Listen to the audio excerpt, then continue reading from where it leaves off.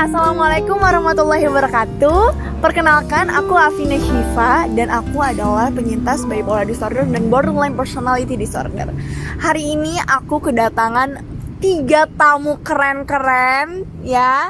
Yang pertama adalah Abah Tono, yaitu ayah aku, dan dia adalah seorang caregiver. Dan kedua adalah psikolog aku dari klinik Tanaya. Dan ketiga adalah Dokter Rama dari Yayasan Sehat Mental Indonesia. Oke, langsung aja nih tanpa basa-basi, karena aku males banget basa-basi. Oke, lanjut aja kita ke ngobrolin, karena aku adalah penyintas bipolar disorder tuh dari didiagnosis sama Dokter Rama Busanti itu dari 2018. Nah, aku dulu itu memang ada indikasi depresi dan manik gitu loh. Nah, akhirnya aku ngerasa ada indikasi-indikasi seperti itu, aku langsung pergi ke psikolog. Dari psikolog aku dianjurkan ke psikiater, yaitu ke Dokter Rama. Dari situlah aku didiagnosis bipolar disorder. Dan aku tentunya kenapa aku bisa sampai sekarang hidup itu nggak cuman karena diri aku sendiri, tapi aku itu karena caregiver aku yang paling hebat sedunia, yaitu adalah Abah Tono. Yeay. Oke, aku bakal ngasih pertanyaan ke Abah ya. Abah, apa yang ada di pikiran Abah pertama kali ketika anak Abah memiliki gangguan kesehatan mental? Ke siapa nih? Kita semuanya ya. Jadi yang pertama saya pikirkan adalah apapun yang terjadi pada anak saya, dia anak saya. Jadi saya kebetulan waktu kejadian Afina itu bilang ke Bu Santi, ke Bu Dokter Rama bahwa aku bipolar, waktu itu terpikir sama saya, apapun yang terjadi, dia anak saya. Dan saya lah hanya satu-satunya bapaknya. Jadi oleh karena itu apapun harus saya temani, harus saya dampingi, dan harus saya support sepenuhnya. Jadi bagi saya itu bagian daripada anugerah, bagian daripada takdir yang harus saya terima dan saya harus hadapi. Semua menghadapi masalah dalam hidup, dan buat saya Afina adalah bagian dari hidup saya. Jadi apapun akan saya dampingi kehidupan Afina itu. Iya deh ya. Iya. Gitu. Oke, terus bagaimana cara Abah mendampingi anak yang memiliki gangguan kesehatan mental? Ya kalau saya telusuri dari kecil ya, Afina itu memang ya boleh dikatakan khas. Saya masih ingat itu waktu umur 6-7 tahun itu saya di Makassar pidato jadi kepala ini. Tiba-tiba dia naik kayak apa ya, naik ke atas itu, padahal umurnya udah 6 tahun, 7 tahun. Dan ketika saya bilang sesuatu bohong, katanya bohong, jadi ketawaan orang. Tapi ketika SD memang nggak mau diem, di sekolahnya nggak mau diem, nggak pernah, jadi selalu bikin keributan dan sebagainya. Dan mohon maaf nih sayangku, selalu di ranking terakhir, padahal saya tahu persis dia nggak bodoh gitu loh. Lalu kemudian diperiksalah ke Surya Kandi itu, memang ada perkembangan yang tidak sama antara fisiknya, kognitifnya, sama emosi. Dan itu saya sadari, dan kemudian didampingi lah kira-kira dengan berbagai yang ada gitu loh. Ada terapi psikolog waktu itu lebih ke fisik, memang lebih ke fisik dan sebagainya, latihan. Dan masuk asrama, memang di asrama itu di backup oleh kehidupan asrama. Memang di asrama itu termasuk yang disebutnya paling bayi. Kalau nangisnya panjang, apa kalau ada masalah satu. Tapi karena ada teman-teman yang satu asrama, jadi dianggap ada masalah gitu. Nah, yang sebenarnya menarik, yang ini saya sudah pernah cerita Bu Santi dan sebagainya, ada fase menurut saya perubahan besar di Afina. Itu kelas 2 SMA. Kebetulan saya juga pensiun dari pekerjaan yang rutin, tapi saya dampingi. Tapi itulah yang membuat sebenarnya di waktu kelas 1 SMP juga ada hal yang membuat saya sering terharu dan mengejutkan. Karena dia SMP kelas 1 itu minta ke gurunya, minta untuk tampil di depan panggung. Walaupun dia sadari aku tuh bukan orang yang terbaik di itunya, tapi aku ingin tampil. Yang membuat saya terharu, aku ingin di depan Abah itu aku juga bisa. Dan itu waktu itu, dan dia lakukan sendiri itu, belajar sama temennya yang bisa bahasa Inggris, dan dia ngomong suara hatinya dalam bahasa Inggris, dan alhamdulillah gurunya membolehkan dia bicara di panggung dalam bahasa Inggris, menyatakan aku itu anak bodoh tapi aku ingin membanggakan orang tua, aku ngomong dalam bahasa Inggris dengan baik gitu loh. Itu kelas 1 SMP. Nah kelas 2 SMA itu aku kayaknya nggak bisa ngikutin sekolah atau kakaknya untuk di IPA. Aku orang IPS kayaknya, dan dia sweet belajar sendiri IPS, mengusahakan dengan sedetil dan sangat sistematis, yang membuat saya bangga sekali. Dia sangat sistematis mengurut pelajaran apa, harus gimana, cara belajarnya dan sebagainya, dan itu berhasil. Jadi hanya 2 orang di sekolah itu yang dari asrama putri yang sukses masuk PTN. PTN. Hanya 2 orang, semua orang hadir. Dan Ade masih bilang ke saya, Abah, usaha itu tidak akan membohongi hasil. Kata-kata itu saya dengar dari Ade, dan dia lakukan itu, dan itu berhasil. Saya melihatnya, apapun yang sekarang dihadapi, dia bisa menanggulanginya sendiri karena dia punya rencana yang baik. Dia mengusahakannya, mengupayakannya, dan itu bisa. Ya ketika ada masalah-masalah misalnya periodik dan sebagainya, ya saya harus dampingi selama saya masih ada gitu. Saya akan terus dampingi. Saya bilang ke orang-orang, saya ada peluang bekerja, saya bilang enggak, saya akan fokus pada anak saya. Mungkin pada posisi tertentu, jabatan tertentu orang masih banyak, tapi jadi bapaknya Afina cuma saya. Yang jadi bapaknya itu cuma saya. Jadi oleh karena itu harus sekuat tenaga, sepenuh hati saya harus dampingi Afina dengan berbagai bantuan supporting system yang dibangun. Dan satu lagi saya mau cerita itu adalah soal nggak boleh marah. Saya mohon maaf kemarin itu sempat agak marah sama Afina, dan itu terasa sama Afina karena Afina nggak mau ngomong sama Abah, menjauh dan sebagainya. Saya juga merasa kok gitu sih ke saya, tapi ternyata perasaan saya begitu itu berbekas pada Abah gitu loh. Jadi saya harus all out, tidak boleh sedikit pun marah sama adik. Sedih.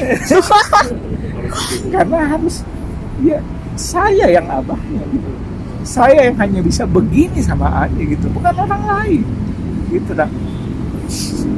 Dan saya lihat Ade bisa membuktikan, dia bisa melakukan apa sebenarnya dia bisa, dan keinginannya kuat terhadap sesuatu itu, mau buat ini, saya support seperti itu, dan saya meyakini dan berdoa insya Allah Ade berhasil, Ade bisa survive, Ade bisa mandiri, dan Ade bisa membantu banyak orang. Oke, sangat bikin terharu ya. Kalau aku sih terharu. Jadi Abah ya. Oke, kan Abah ini adalah, terima kasih Abah sebelumnya, kalimat-kalimatnya bikin aku terharu. Pingin nangis cuman di depan kamera aku malu. Kameramannya nangis. Oke, jadi abahku ini adalah seorang dokter, ya. Ada nggak sih di pikiran Abah sebagai seorang dokter bahwa menyangka memiliki anak yang memiliki gangguan kesehatan mental? Itu Abah pernah nggak sih nyangka? Ya kan sebagai dokter setidaknya tahu ada penyakit-penyakit fisik yang menyertai seseorang itu. Kayak saya sebenarnya punya asma. Saya tahu asma itu warisan dari leluhur. Dan itu nggak bisa dihindari. Mas Adan, kakaknya asma juga ketemu kucing langsung gitu. Ibu saya dan sebagainya. Artinya sesuatu yang tidak bisa dihindari, kita punya penyakit secara fisik.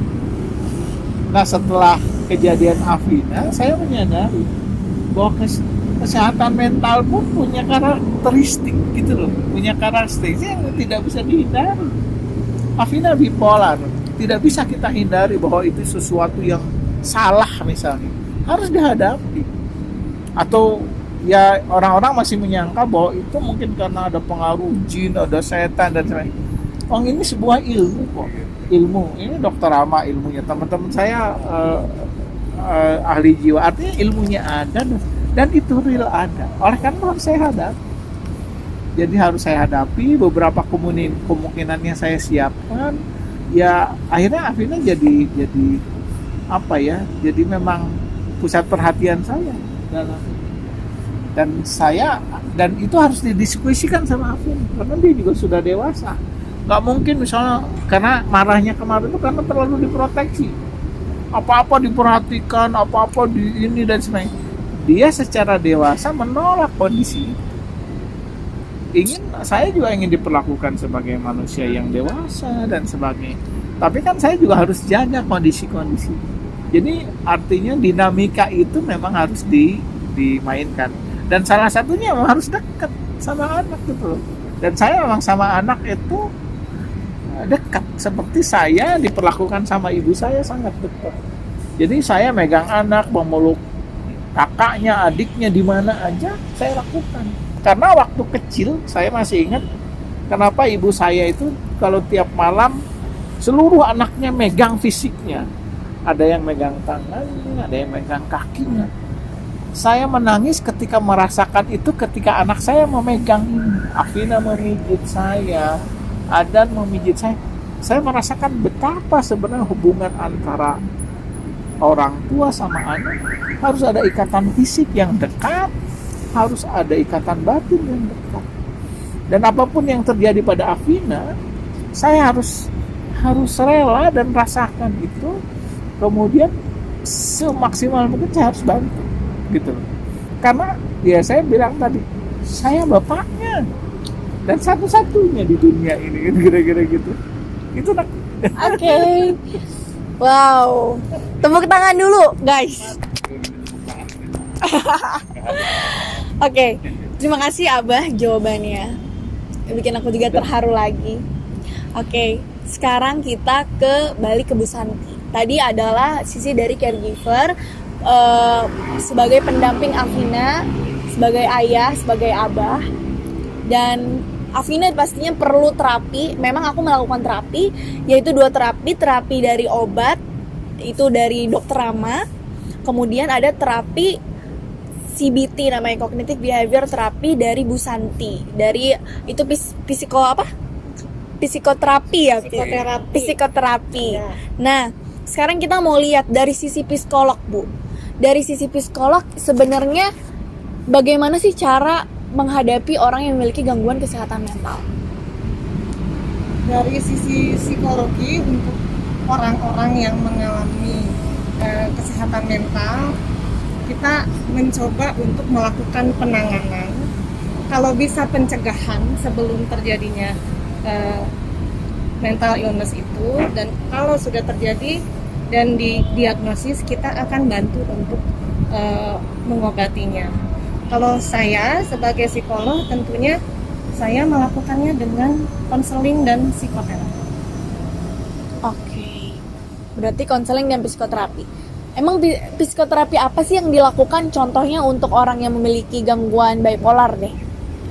Oke, kalau contohnya untuk orang yang memiliki gangguan bipolar, saya melakukan terapi yang tadi udah disebutin sama Afina, CBT, atau biasanya disebut terapi kognitif.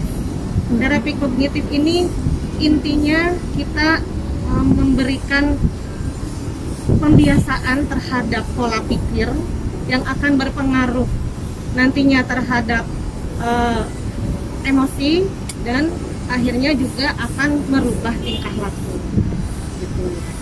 Jadi orang dengan terapi kognitif biasanya akan diusahakan untuk dapat merubah sudut pandangnya terhadap masalah mereka.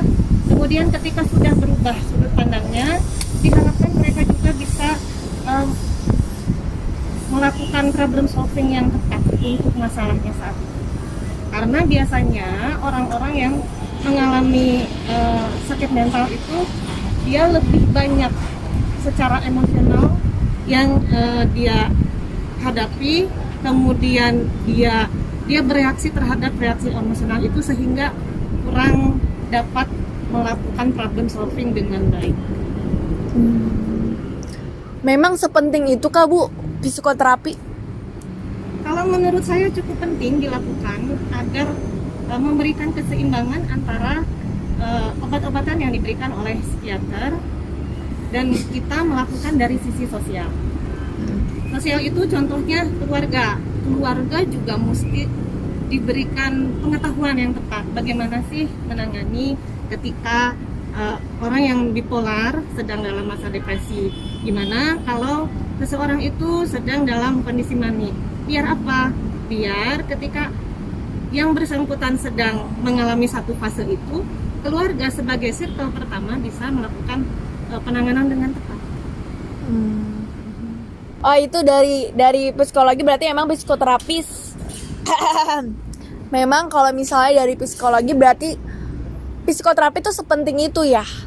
Ya, Gitu. kalau dari sisi kita sebaiknya tidak hanya mengkonsumsi obat-obatan saja, diharapkan juga melakukan psikoterapi agar seimbang yang tadi. Agar seimbang ya Bu ya. Ya. Oke. Terima kasih Bu Santi, jawabannya Iya, sangat sama-sama bikin kita. bukan terharu ya. Bikin informatif banget gitu loh. Oke. Oke. Terus kalau misalnya dari Dokter Rama nih, Dokter Rama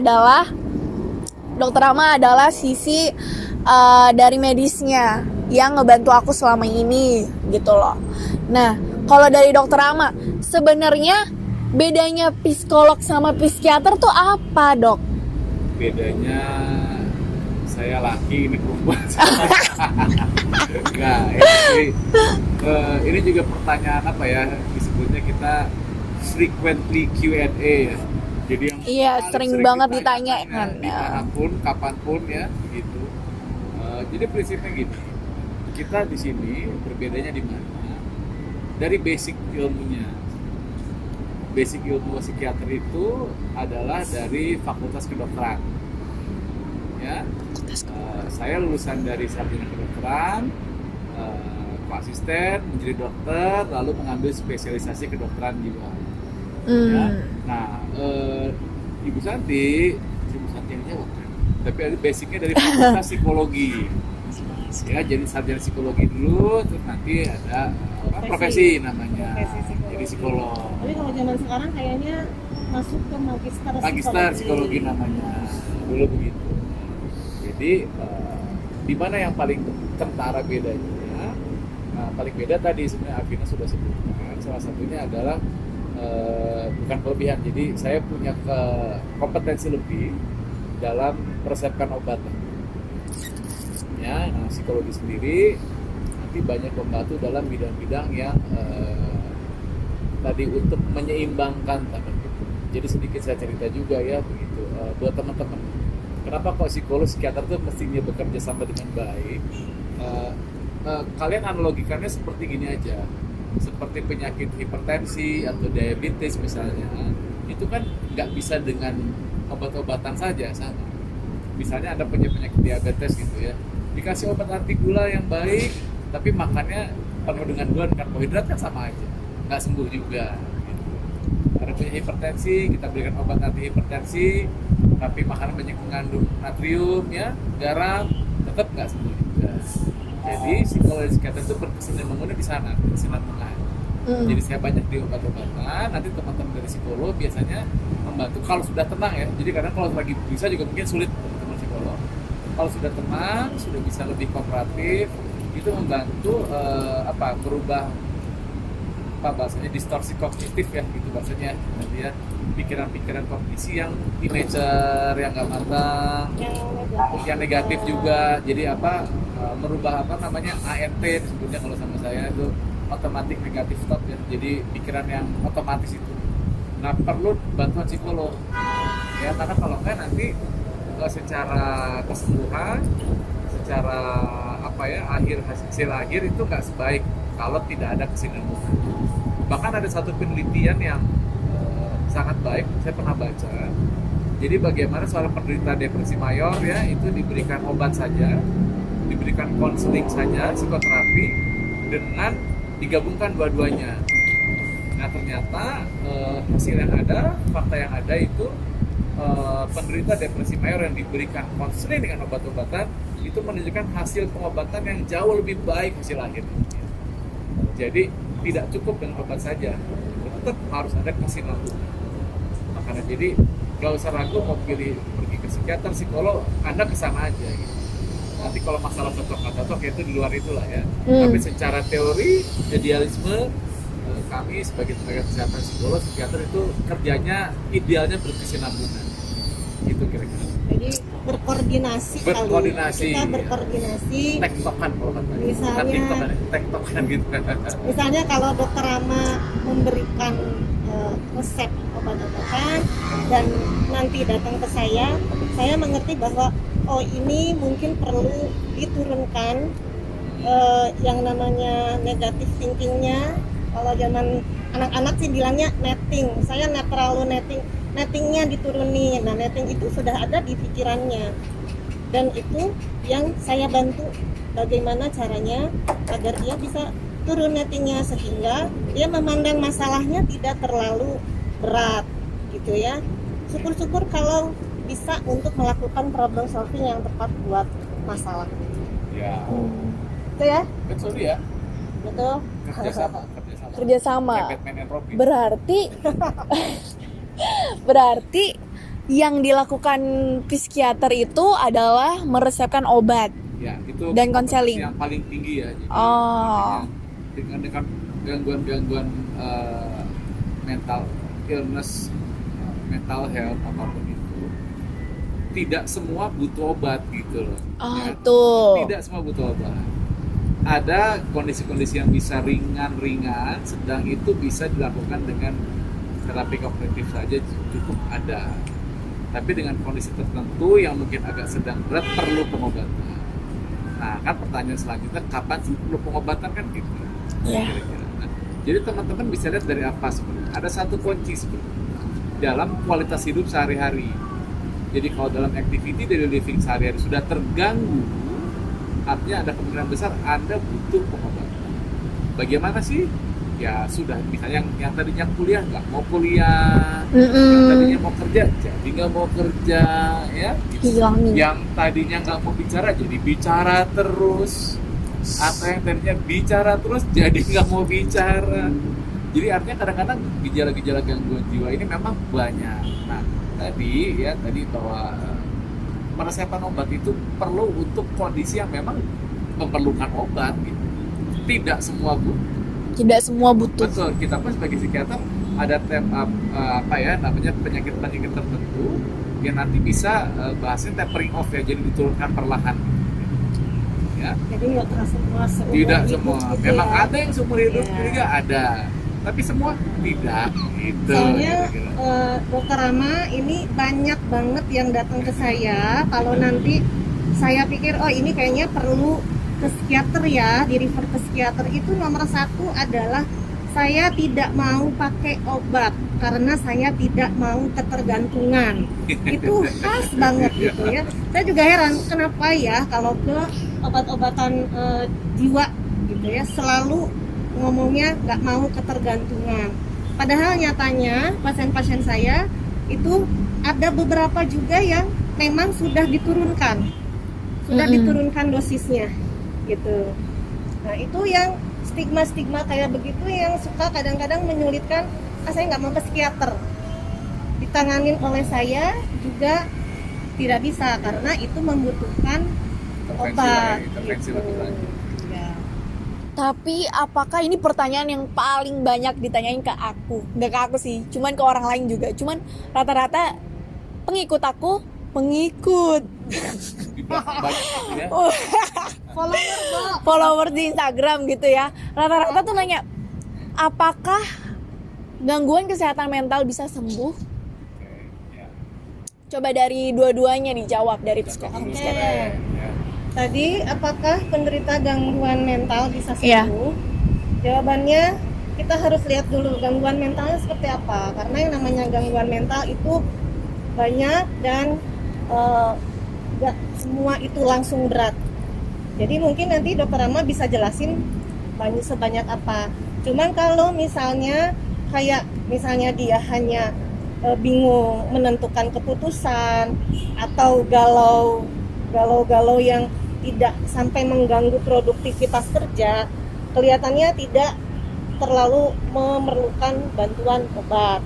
Tapi hal-hal yang memerlukan bantuan obat itu misalnya kalau sudah ada keinginan menyakiti diri, ada suara-suara bisikan yang nyuruh-nyuruh, yang manas-manasin, itu pasti saya refer ke psikiater. Tapi apa aja tuh gangguannya? Ya, mungkin bisa dijelasin sama dokter. Sok, silakan. Sok, Enggak. Sok. Oke. Sok. Terus begini, kalau ditanya bisa sembuh nggak? Ya saya bisa jawab bisa. Nah, itu bisa.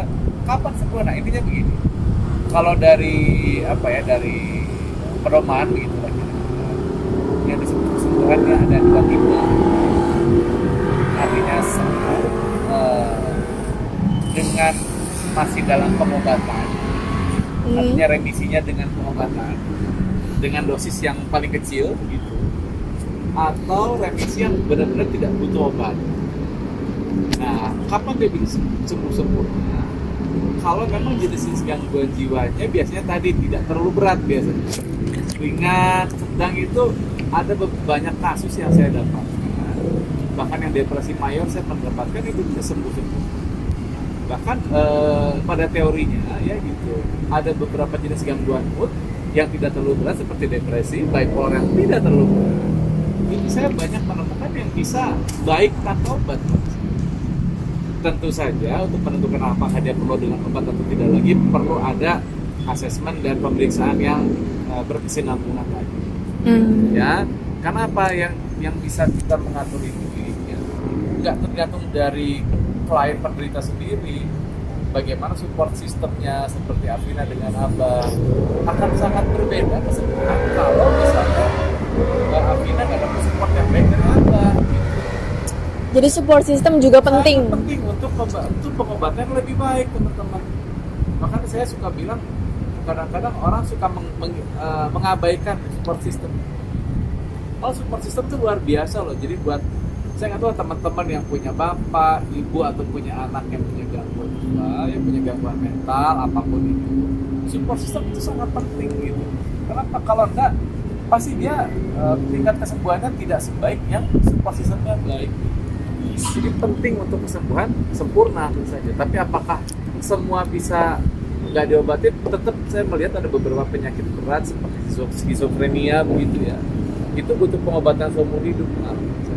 Nggak bisa putus gitu, karena kalau putus kita khawatirkan relapse lagi kembali. Nah buat teman-teman juga yang masih minum obat, sedang minum obat, jangan pernah mencoba untuk menyetop obat sendiri atau ngatur obat sendiri. Hati-hati ya, Dikurangin, ditambahin gitu ya. Jadi coba-coba sendiri.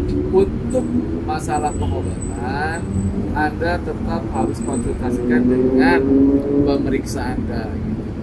Ya, karena kita kan nggak tahu efek sampingnya ya dan segala macam. Sekali lagi penting untuk teman-teman ya tahu bahwa gangguan jiwa yang bisa sembuh ada. Tapi apakah semua? Tidak. Gitu ya, Vini? Ya, siap. Terjawab banget. Oke. Makasih banget jawabannya dari kalian semua. Kalian semua keren banget. Terus aku ada pertanyaan terakhir, penutup dari ini semua. Yaitu pertama, bagaimana tips and trick menjadi orang tua yang memiliki anak gangguan kesehatan mental? Untuk Abah, sok gimana? Kayak Sok dibuka. Gitu ya. Belum dibuka. jadi bukan tip dan trik, tapi berfungsilah sebagai ayah sesungguhnya. Tipsnya berarti ini. Jadi berfungsi sebagai ayah orang tua sesungguhnya, karena bagaimanapun anak kita menjadi bagian dari hidup kita. Jadi saya sudah menganggap ini apa yang terjadi pada Afina itu tanggung jawab saya. Jadi saya memfungsikan bahwa saya adalah ayah biologis, ayah psikologis, ayah sesungguhnya buat Afina. Kira-kira begitu. Hebat banget. Original aja, original. Nggak usah fake. Jadi abah aja gitu. Iya. Menjadi peran ayah yang baik gitulah ya. Pokoknya jadi abah. Ya, abah maunya. Ayah. Bukan ayah. Oke. Bagaimana dari sisi psikologi? Tip and tricks deh. Tip and trik untuk yang mengalami ya. Iya. Oke. Saya sih nggak terlalu banyak. Saya juga mau dibuka biar jelas. Dibuka, ya. Iya, dari tadi ya harusnya ya. Jadi nomor 1 adalah tidak memikirkan terlalu jauh hal yang belum terjadi. Kadang-kadang orang itu belum kejadian, dia udah pikirannya udah sampai di ujung. Udah sampai di ujung sehingga emosinya ikut ke bawah. Seolah-olah ia akan gagal, seolah-olah dia tidak akan berhasil dalam sekolah gitu. Jadi tipsnya kalau belum terjadi jangan dipikirkan terlalu jauh. Tuh. Kemudian berikutnya tips yang selanjutnya saya minta untuk teman-teman semua tetap terbuka dengan keluarga, karena ada beberapa orang yang datang itu tanpa orang tua, dan ketika saya minta saya ngobrol dong sama orang tuanya, nggak mau gitu ya, nggak mau ngobrol sama orang tua, sama keluarga, sama temen juga cuman nganter doang gitu kan. Jadi dia tidak memiliki support system, karena menurut dia enggak Bu, nanti kalau orang tua saya tahu pasti saya dimarahin, pasti saya disuruh begini. Nah itu bagaimana cara dia berbicaranya gitu. Itulah fungsinya sebetulnya saya untuk menolong bagaimana saya membicarakan hal ini kepada keluarga, sehingga keluarga itu bisa menerima anaknya seperti ini, dan pengennya insya Allah kayak Abah gitu ya Abah ya. Amin. Ya itu sih sebetulnya. Oke, terima kasih Bu Santi. Kalau dari sisi dokter, dari psikolog, untuk orang-orang yang memiliki gangguan kesehatan Jadi mental. gini ya, buat teman-teman ada beberapa hal yang perlu disampaikan. Namanya gangguan jiwa itu tadi sudah disampaikan sama Anda juga, masih ada statement-statement atau kepercayaan mindset bahwa gangguan psikologis, gangguan jiwa inilah gangguan yang berhubungan dengan kelemahan tadi, ya, kurang sholat, kurang iman, kurang zikir dan segala macam. Nah, jadi tips nanti pertama, terima bahwa ini bukan masalah kelemahan, ini ada disease gitu, ada penyakit, persis kayak asma.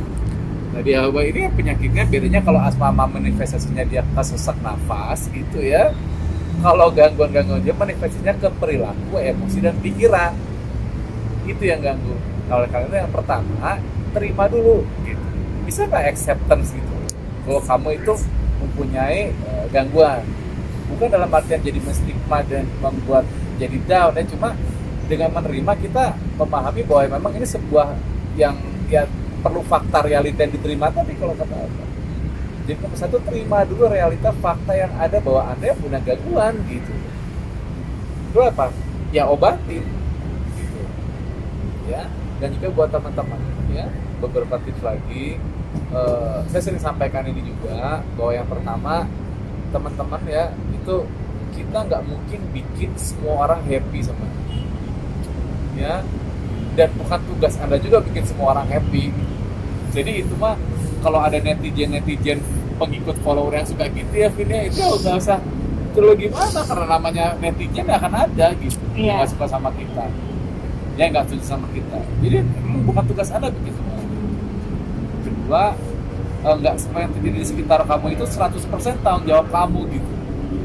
Kadang-kadang orang yang depresi merasa bahwa ya gue yang salah, gue yang paling itu nggak 100% tanggung jawab. Ya buat keluarga juga jangan terlalu dipaksa, misalnya kamu bersyukur dong begitu. Kamu lihat dong yang lain bisa lah. Mereka bukan yang nggak mau bersyukur loh begitu. Kalau Anda melihat orang yang sedang depresi berat suruh bersyukur, sama kayak melihat nyuruh orang buta melihat matahari gitu, nggak nyambung gitu guys ya gitu. Jadi tolong itu. Lalu selanjutnya apalagi ya, ada lagu halo lagi ya. Jadi selanjutnya yang paling penting satu ya, saya sering sampaikan juga, adalah melakukan self appreciation gitu. Self appreciation. Saya dapatnya dari salah seorang presenter terkenal namanya Mas Alvin Adam. Ya. Mas Alvin Adam itu ngajarin saya betul, walaupun dia bukan ini ya psikolog, dia bilang self appreciation itu apa? Jadi belajar menghargai diri kamu aja dulu ya, karena kadang-kadang kan orang susah ngargain kamu.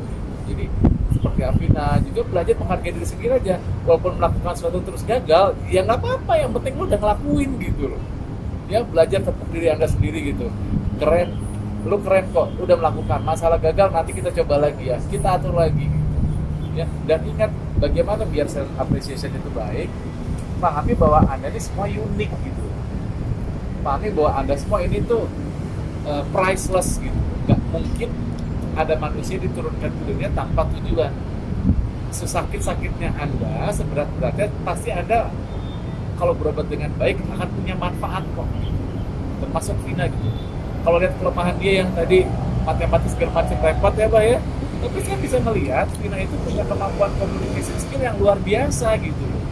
Ya saya dorong dia ke sana gitu. Karena kalau Vina disuruh jadi akuntan misalnya, dia repot pasti gitu loh.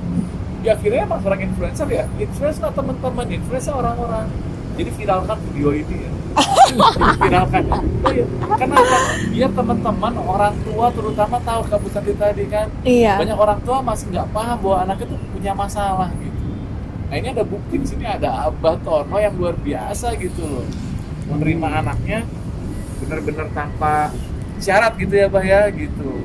Jadi teman-teman tolong bantulah ya, terus teman-teman yang punya masalah itu tolong dibantu gitu. Gak usah semua dibantu, at least ya kasih dia pengertian lah gitu, mungkin gitu ya. Belajar hargai diri Anda karena Anda spesial semuanya gitu. Ya belum ketemu aja kali petnya kemana nih. Vina nih kebetulan udah ketemu nih di komunikasi gitu. Iya. Jadi sesuai dengan jati diri Anda aja, Anda senangnya ngapain, lakukan. Nah bahkan saya pernah baca ya, itu ada Warren Buffett ya, salah satu orang yang paling kaya di dunia. Itu waktu ditanya, Pak gitu, resep suksesnya apa nih Pak? Gitu ditanya Warren Buffett. Dia jawabnya simpel sekali. Ya, the best advice that I can give you, advice terbaik yang bisa diberikan kamu adalah I do what I love deh. Jadi saya mengerjakan apa yang saya suka. Jadi selama itu nggak melanggar nilai etika moral, saya pikir nggak masalah. Ya, jadi kamu yang punya masalah kesehatan mental pun tetap harus punya mimpi loh. Ya, jangan nyerah ya, oke? Oke, jangan nyerah. Ya, oke, sip. Gitulah kira-kira. Harus survive, harus Thank you kuat. ya, guys. Oke. Oke. Ada lagi nggak ya? Ditutup. Oke. Jadi dari tadi sisi dokter Rama, dokter psikolog, dari Bu Santi, dari caregiver, kita udah semuanya dengerin, dan semoga tuh ini sangat bermanfaat buat caregiver di luar sana, buat teman-teman yang mengalami gangguan kesehatan mental. Pokoknya kalau dari pesan aku sih ya, sebagai penyintas bipolar, aku ingin kalian tetap survive, karena kita tuh nggak sendirian, kita berjuang bareng-bareng. Dan ingat, kita tuh punya kelebihan masing-masing, so you don't have to be worried about that. Jadi, assalamualaikum warahmatullahi wabarakatuh. Salam.